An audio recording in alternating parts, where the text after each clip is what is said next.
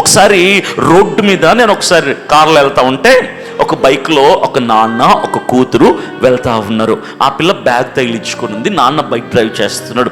Time చూసుకుంటూ చెమట తుడుచుకుంటూ బండి నడుపుకుంటూ వెళ్తున్నాడు. ఆ నాన్న వెళ్తుంటే వెనకాల కూర్చున్న ఆ పిల్లకు దాదాపుగా ఒక 17 సంవత్సరాలు ఉంటాయి, ఇంటర్మీడియట్ ఉంటుంది.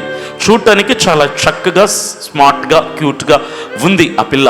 అయితే ఆ బ్యాగ్ తగిలించుకొని నాన్న డ్రైవ్ చేస్తున్న కాసేపటికి ఫోన్ తీసింది, మొబైల్ ఫోన్ తీసి ఆ మిర్రర్లో చూసుకుంటూ, ఎందుకో తెలుసా, నాన్న నన్ను ఏమైనా గమనిస్తున్నాడా అని.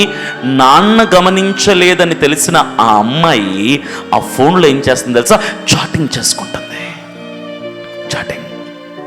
ఈ పనికి మాల యవనస్తులందరికీ ఆ సాటిస్ఫాక్షన్ ఎప్పుడు వస్తుందో తెలుసా, అమ్మని మోసం చేసినప్పుడు, నాన్నని మోసం చేసినప్పుడు, అమ్మ నాన్నలకు తెలియకుండా తప్పుడు పనులు, పాపిష్ట పనులు చేసి బతుకును నాశనం చేసుకునేటప్పుడు వస్తుంది ఉత్సాహం వీళ్ళకి.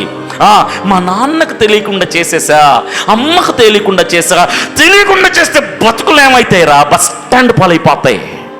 అమ్మ నాన్నలు మోసగించి మభ్యపెట్టి మారేడికాయ చేసి నువ్వు చేస్తే చివరికి వాళ్ళే నీకు దిక్కు, నిన్ను ఆదుకోవడానికి. వాళ్ళని మభ్యపెట్టి చేయకూడదు దేవి కూడా. ఇలాంటి వాళ్ళు ఎక్కువైపోయారు. మీరు అలాంటి వాళ్ళే, అమ్మా నాన్నలు కూడా అలాంటి వాళ్ళే. ఒక్కగానొక కొడుకు, ఒక్కగానొక కూతురు. అమ్మో నేనెక్కడో దూర ప్రాంతంలో, దూరదేశంలో సంపాదిస్తున్నా, నా బిడ్డ బాగుపడాలి, నా బిడ్డ ఉత్సాహంగా ఉండాలి, నా బిడ్డ మంచి బైక్లో తిరగాలి, నా బిడ్డ మంచి సెల్ ఫోన్ మెయింటైన్ చేయాలి, నా బిడ్డ సూట్ వేసుకోవాలి, గాడిద గుడ్డేసుకోవాలని ఆ వయసుకు కూడా ఆలోచించకుండా 10వ తరగతోడికి 50,000 రూపాయల ఫోను, ఇంటర్మీడియట్ తోడికి బుల్లెట్ బైక్, ఇంటర్మీడియట్ తోడికి ఒక పెద్ద లగ్జరియస్ లావిష్ లైఫ్ ఏర్పాటు చేసిన అమ్మ నాన్నలు ఏమంటారమ్మా, మీకు మీ బిడ్డల మీద ప్రేమ ఉంటే మటన్ బిర్యానీ చేసి పెట్టండి.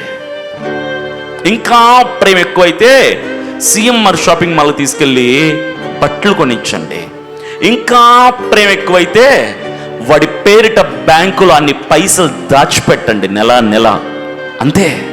ప్రేమ ఉంటే ఈ పనులు చేయండి, బాగుపడతారు బిడ్డలు.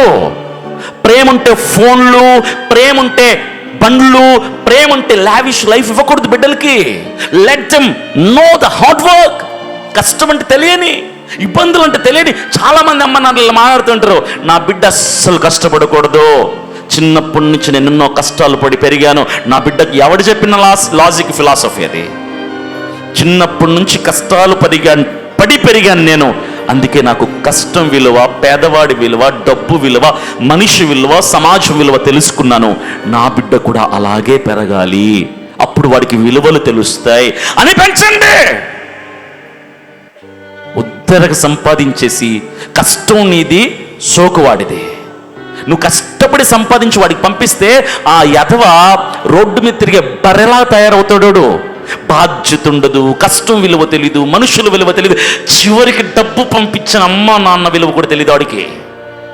ఎందుకు తెలుసా, ఇంట్లో బాగుపడమని చెప్పేవాడి కంటే బయట చెడిపోమని చెప్పే వాళ్ళు ఎక్కువ ఉన్నారు. ఈ లోకమంతా కూడా ఎదవలే నిండిపోయి ఉన్నారు.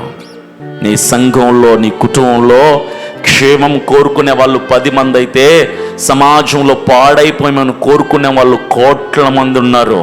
That is the society.